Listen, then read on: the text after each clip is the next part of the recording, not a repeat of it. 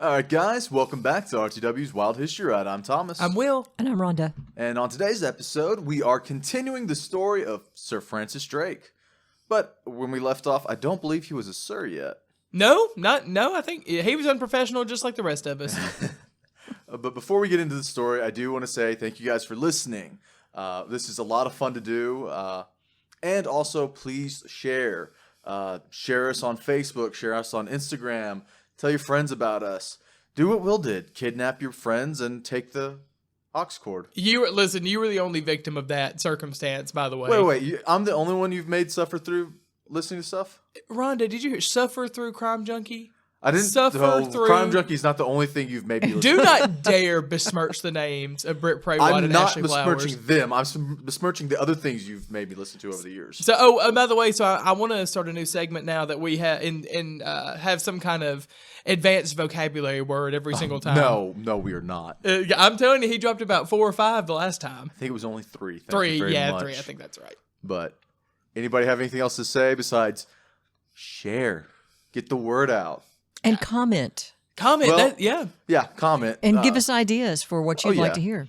Some of you have my personal phone number, or at the very least, you've got me on Instagram or Facebook, so just direct message me if you're not using our Instagram or Twitter, and let us know what you want to listen to. I'll say, like, the one that I'm talking about soon or whatever was very, very interesting, and I got that. That was one of the first ones I think we've gotten from a commenter.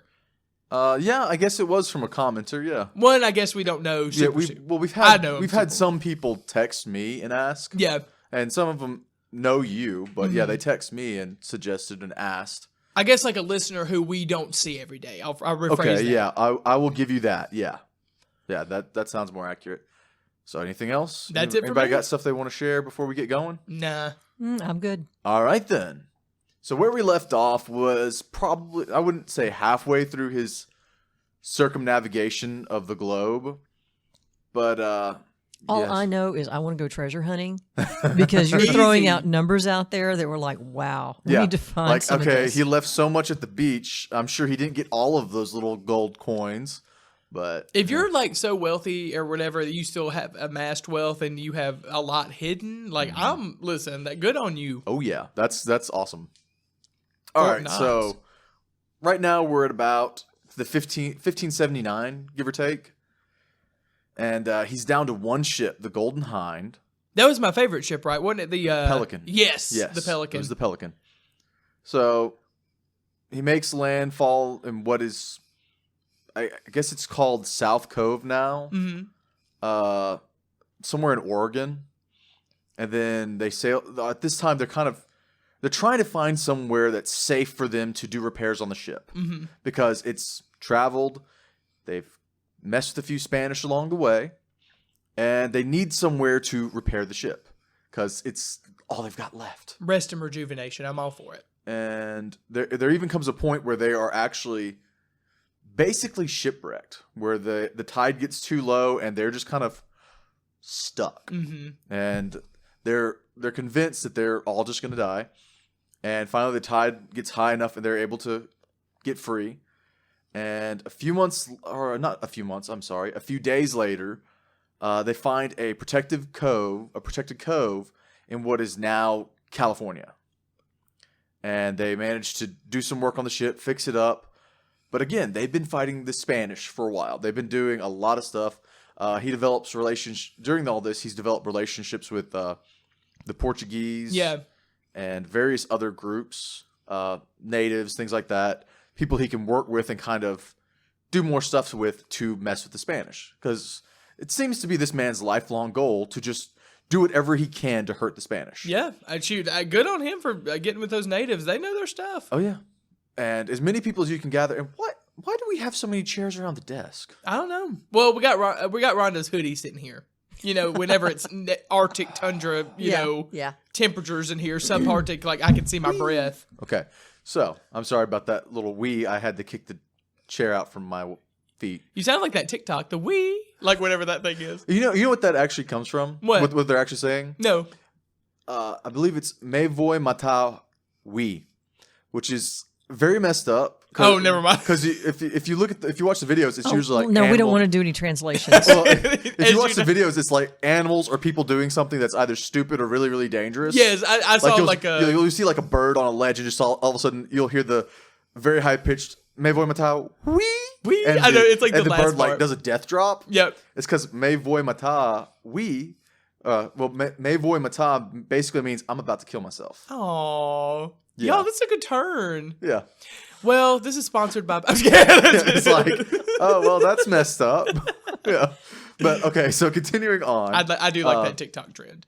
Okay, so we all remember Diego, right? Diego. Yeah. The freed slave. Yes, sir. That was working with Drake. Well, during one of their skirmishes with the Spanish, he had been wounded, and after a few months, he finally succumbed to his wounds.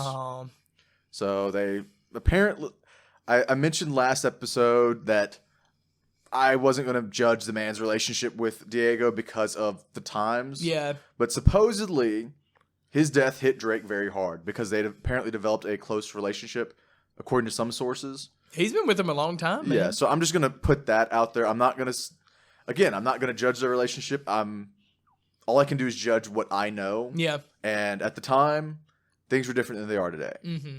Now, to be fair, again, they've been stuck on a ship together for years, over multiple ships, over multiple years.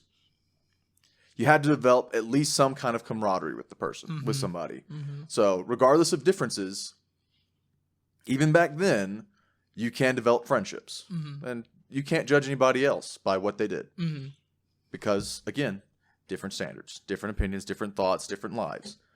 So, Diego's passed, yes. Where are they at this point? Are they still in California? No, they've kind of made it around. I believe when Diego passed, they were on their way to Africa. Yeah. Shoot, where are they going? I'm telling you, they're doing all sorts of things. Yeah, well, they traveled around the world. Yeah. I mean, it's a literal circumnavigation of the world. I'm not going to go into every little place he went, because if I did that, it would be a very long episode, probably another 2 parts. Yeah.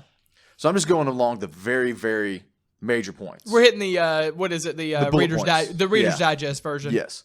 So by September, the Golden Hind sailed into Plymouth. The Pelican. with Drake and the 59 remaining crew members. They returned with a whole bunch of spices and Spanish treasure, and the Queen's half share of the cargo surpassed the rest of the crown's income for the entire year. Oh, wow. Where'd you keep it? God, all on one ship? On one ship? Yeah. Now, how many ships did they start out with? I believe it was 6. Yeah, they had a lot. Wow. Yeah, I thought so. Oh, gosh. If you hadn't asked me, I could have named them. They were the Christopher, Mary... I remember we said them last podcast. Yeah, I said all 6 of them last episode, so I don't remember. But yeah, so I believe 3 of them were destroyed in one was destroyed in a storm. 2 lost too many men due to sickness. Was it sickness? One said sickness. Oh, it was the harsh voyage. Yes. It was the harsh voyage and the sickness and everything. They lost so many people that they had to scuttle them. One of them had to turn around. One was lost in a storm, and then the Mary had rotting wood. Oh, yeah. So that makes 6 with the Pelican surviving to become the Golden Hind. I love the Pelican. I'm telling you, the Pelican. Well, he named it after a friend. I think his name was like Matthew Hatton or something like that. Mm-hmm. Christopher Hatton. Was it Christopher Hatton? I believe so. Okay, yeah. So come on, Rhonda. It was a friend of his, and his emblem was a Golden Hind. So. Oh, yeah, and we looked that up. I was like, I thought it was a butt or something like that. Literally, I was like, that hind is a butt. Yeah, he is hailed as the first Englishman to circumnavigate the Earth, and he is also considered, or he's only the second person to have ever done it, and I cannot remember the name of the man who did it. I had it in my notes last week, but I erased it whenever I was reworking my notes. Yeah. I did it in a group of other things, so I don't remember what his name was. But the Queen decided that all accounts of Drake's achievements would be the Queen's secrets of the realm.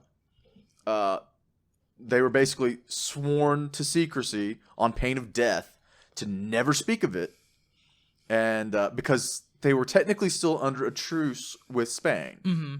So basically... Can you say pirate? Yeah, so basically, Queen Elizabeth, being the person that she was, had this dude doing things that would have destroyed their truce because she also didn't like the Spanish at the time.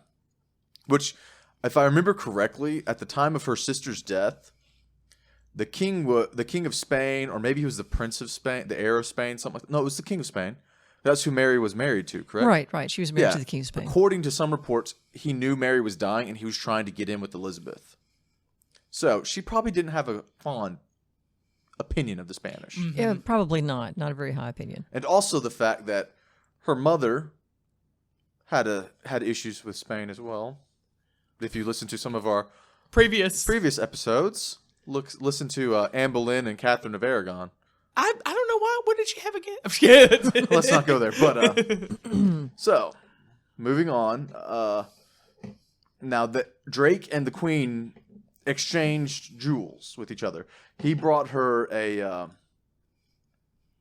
something from Mexico. It was this elaborate piece that was enameled in gold and bore an African diamond, and it's something you just something have really big and gaudy.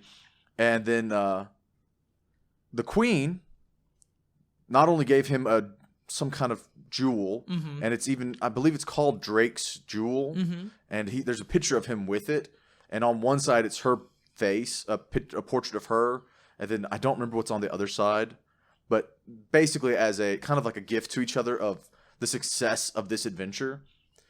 Not only did she give him that, she also knighted him aboard the Golden Hind on April 4, 1581. Now, this is to prove just how sneaky and smart Elizabeth was. The dubbing event, which is where basically, I dubbed thee, sir. Yeah. It was performed by a French diplomat, Monsieur de Marchemont. Oh, Gesundheit. Who was negotiating with Elizabeth to marry the king of France's brother. So basically, by getting him to participate in that, she was basically getting France's support of Drake's actions. Well, good for her. She's a smart lady. So if it ever came out to Spain, what Drake did, she can say, "Well, the French were involved too." Yeah, the French liked it too. So good for her. Okay, that'd be another good episode on Queen Elizabeth. Yeah, I would like to do that sometime. But I'd be interested in her spy system. I mean, how she knew things, and I'm telling you, we're making gold here. How did not to change subjects, but how did a woman manage to control an empire like that? Well, she did a lot of things. Basically, a lot of times she convinced people that she would marry someone and never did it. Like this, she was negotiating with France. Yeah. To marry the brother of the king. She wasn't going to marry him. Well, look at Mary of Scotland, same time frame, and how unsuccessful she was. Mary of Scotland was, for lack of a better word, she was screwed. She was born of a French mother, and she was raised in France. Her entire life was in France. That is true, but so Elizabeth, as far as the Scottish were concerned, Mary wasn't Scottish. Well, that's true. She, hadn't lived among the Scots, and they didn't feel she was part of them. But then again, you had Elizabeth, whose mother was Protestant, and had up until recently it had been a Catholic country. But anyway, well, that's we're going off. Well, I got to give it to Elizabeth. She was literally the redheaded stepchild, and then look what happened to her. But so was her dad. Her dad was a redhead. That's so very true. It's kind of like very true. You really want to make claims, and then if I remember correctly, so was. Catherine of Aragon was a redhead. So I love a good story though, where it's like rags to riches type of thing. Well, I mean, I guess not in her case, but just seen as just less than everyone else, and then shoot a success story. I love a good success story.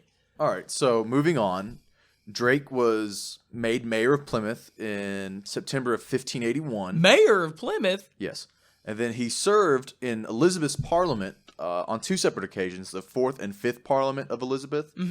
But he basically didn't do much in Parliament.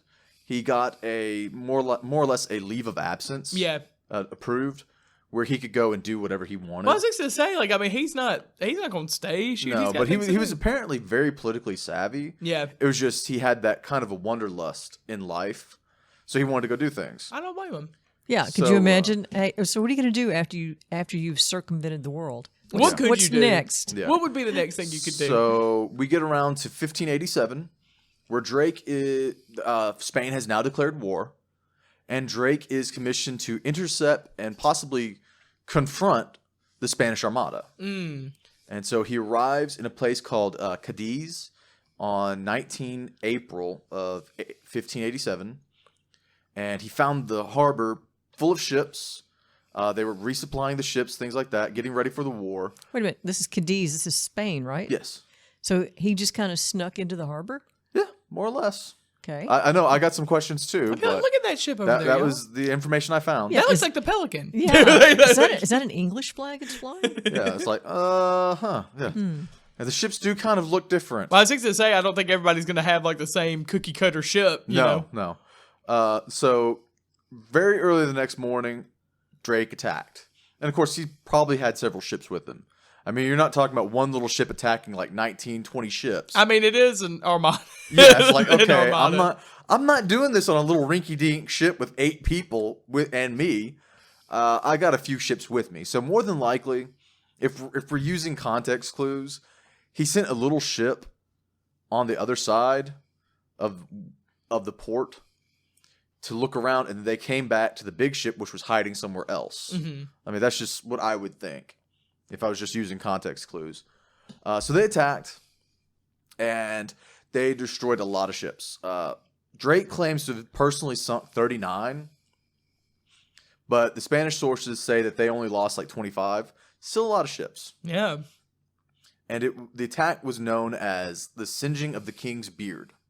I think I do remember that. And I remember that from 10th grade. Yep. I think And, I do too. It delayed the Spanish invasion by a year. So that got England enough time to do a little bit more preparing. And so during the actual war, Drake was a vice admiral under Lord Howard of Effingham. I would not want that name. Effingham. I like it. So, I'm sorry. Okay, then they attacked the Spanish Armada, which was intending to invade England in 88. The English pursued the Armada up a channel, and Drake broke off and captured a Spanish galleon named Nuestra Senora del Rosario, along with one of the admirals named Pedro de Valdez and his crew. And apparently the ship was carrying all sorts of funds for the army.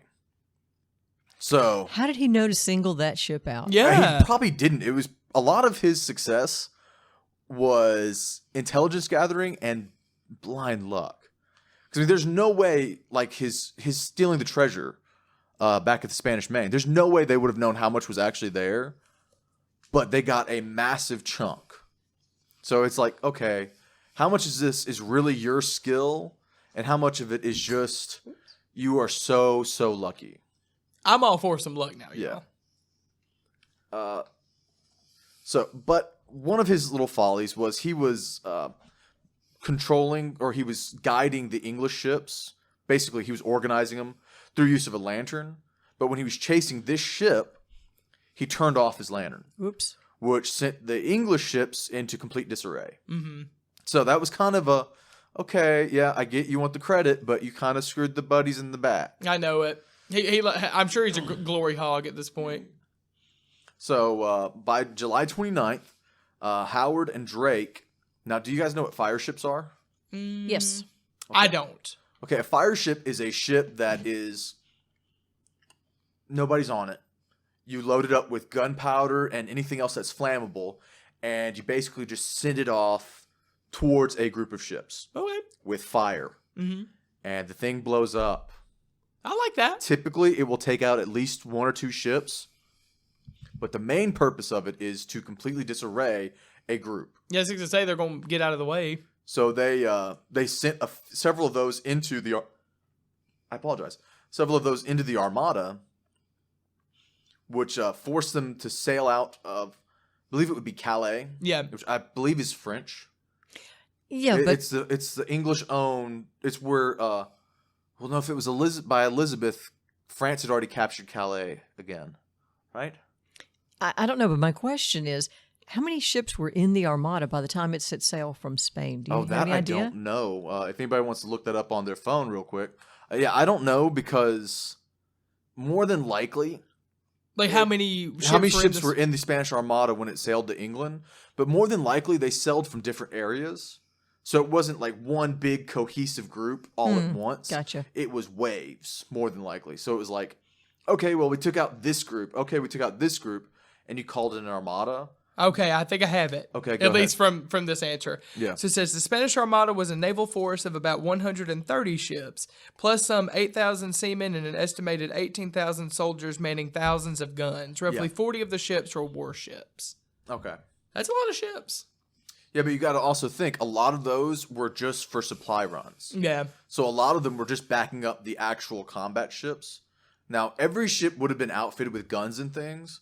But I mean, when you're talking actual ships ready for battle, like they said, they only had 40 that were considered warships. Yeah. But again, Which I wonder how many people on each ship. You know, I guess it probably varied. it depends on the size of the ship. Like you could get, if you get like a man of war, that's a lot of people. Because I believe it's like 3 decks worth of guns on a man of war. So it just depends. Yeah. And I'm not a boat person, so I really don't know. But things like that happen. Now let's go. You've all heard of.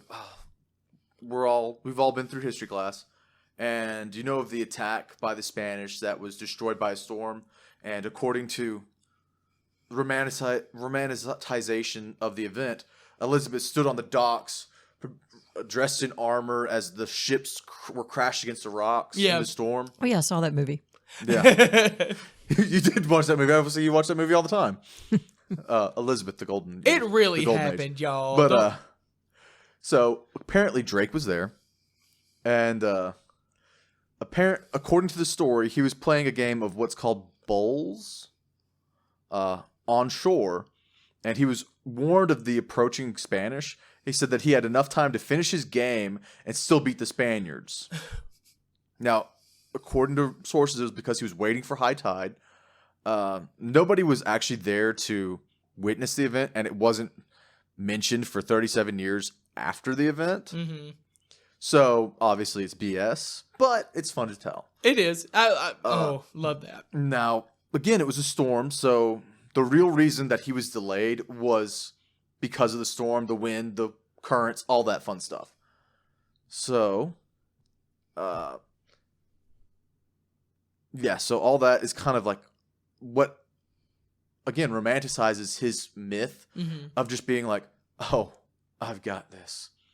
Now, it also could be attributed to, at the time, the British were a very stoic lot. So if things weren't proper and maintained, there were a culture at the time where it was basically, it was best to be uptight and not show emotion. So if you got a Spanish ship coming, even if the dude's freaking out, he's not going to show it on his face. Yeah. Now, that just brings to mind Pirates of the Caribbean to me. Now, you've got, I believe it was the 4th movie. You had the entire British ship. It was being run by Barbossa, who at the time was a privateer for the king in the movie. Oh, I remember that. And everybody's freaking out but him. He's just calm. He's going, because they're seeing the Spanish warship led by the greatest admiral the Spaniards have at the time. Now, the Spanish aren't even looking at the English. They're just straight ahead. And Barbossa is completely calm. He goes, why are you worried about them? They don't care about us right now. They have a mission. We're not their priority. And while all the rest of the sailors are freaking out, it's like, how would other people have reacted in that situation? Was that the culture, or was that just, again, romanticization of officers? Yeah. I mean, but you do have to stay calm in that kind of situation. Yeah, I mean, if you're in charge of these guys, you kind of have to lead through example. Yep. So, and that's just that's like with professionals, I think, every day. Yeah. Like, you always have to be that calm, cool, level-headed person. But either way, we all know that the Armada was defeated. A year after the Armada was defeated, England tried to attack Spain, and that attack was led by Drake and a man by the name of Sir John Norreys. So this is 1589 that we're at. How old is he by this point? Well, 89, he was born... 40-something, right? He was born between 39 and 44. Okay. So let's just be reasonable and say he was born 41. So that would mean that he would be 48 at this time. Still young, still a young guy. Well, remember at the time, the average age was like 30-something. Yeah, true. So, true. I mean, you do have the rare outliers that are like in their 80s, Mm-hmm. but the average age is like in their 30s. Yeah. So they were given 3 tasks: seek out and destroy the remaining ships, support the rebels in Lisbon, and Lisbon's in Portugal. Mm-hmm. At the time, King Philip was king of Spain and Portugal, so Portugal was trying to rebel. They wanted their freedom from the Spanish, and also take a place known as Azores, if possible. So there's a siege in a place called Coruña, and they destroyed a few ships, but they lost more than 12,000 of their own people and 20 ships. Wow, 12,000 people? Yeah. And it kind of, he wasn't, with that amount of loss, he was not able to hunt the other ships that were out there. And they basically, they failed their first mission as far as he was concerned. The first of the 3 tasks. So he decided, okay, we need some kind of victory on our hands. I don't want to return empty-handed. My guys are pissed at me. Well, 12,000 of them are dead. So don't worry about what they stopped in a place called Galician Rias, and they just literally razed the town to the ground. The town was called Vigo, and they basically just attacked this town for 4 days straight. Just completely destroyed everything. I'd be like, what did we do? What was the purpose of I know. Just kind of raise morale, get the stress off. Let's kill and pillage Oh this yeah, village. like I said in the first episode, this is not a guy that we would honor and respect as a hero today. Yeah. And remember, cultures were different back then. You did things like that. They weren't. I still today believe in being patriotic for your country, but also you have to have respect for other people in life. Yeah. They did not have that. Unless you were an ally, you meant nothing to them. Yeah. There was country over everybody else. If you weren't English or somebody that the English needed or wanted to help, they didn't care. Yeah. And that was understandable. That was the culture back then. All of the cultures were like that. We've changed. We've grown. So, back to that. They just basically rampaged and destroyed stuff. I mean, it was apparently burned to just nothing but ash. Hold on. Oh, yeah. This makes him look even worse because he lost 500 men doing that. So 12,500. Yep, 12,500 by this point. Estimated. Okay. Yep. So they were forced into retreat after doing that. A lot of the guys were wounded, and he had to basically go through an investigation when he got back to England to see, okay, did you mess up or did we just have bad information? And all the guys that sailed under him were like, we got to tell the truth. We got to tell everything. So he was basically just kind of demoted to where he was commander of the coastal defenses of Plymouth. Wow, that's a And- big demotion. I know. And he God. was denied any naval. He was denied the right to command any naval expedition for the next 6 years. That's got to be a heavy blow to a dude who was like, "Oh well, a few years ago, I was the cream of the crop. I was the best thing you had." You know, I just don't think I'd care if I was sitting on Fort Knox levels of, Yeah. riches and stuff. Like, I'd be like, I would sit, y'all, I don't care where I was. Well, now, was he still wealthy, or was he using that money to outfit ships? And to, Yeah, I mean, you know, he what did he do probably with it? spent a lot of the money by this Yeah, point. yeah, I I would think think. so. But so we get to 1595. He failed to conquer a port called Las Palmas, and then he had a apparently disastrous campaign in Spanish America. So dude's not doing good. He actually lost a lot. Apparently, he lost attack on San Juan in Puerto Rico, and then he let me see. And there was even a Battle of San Juan that he lost that too. God. He's like, let me win. Now, one cool thing, the Spanish gunners from El Morro Castle shot a cannonball through the cabin of Drake's flagship, but he survived that. He tried to attack over land to capture a port in Panama, but again, he was defeated. And I don't think he got injured, but he developed dysentery, and he died a few weeks after that attack on the port of Panama. Oh man, He died January 28, 1596, and it's apparent dysentery was apparently a very normal thing to get in the tropics. Yeah, and again, he was older by this point. I mean, it's 96, so he's at the youngest.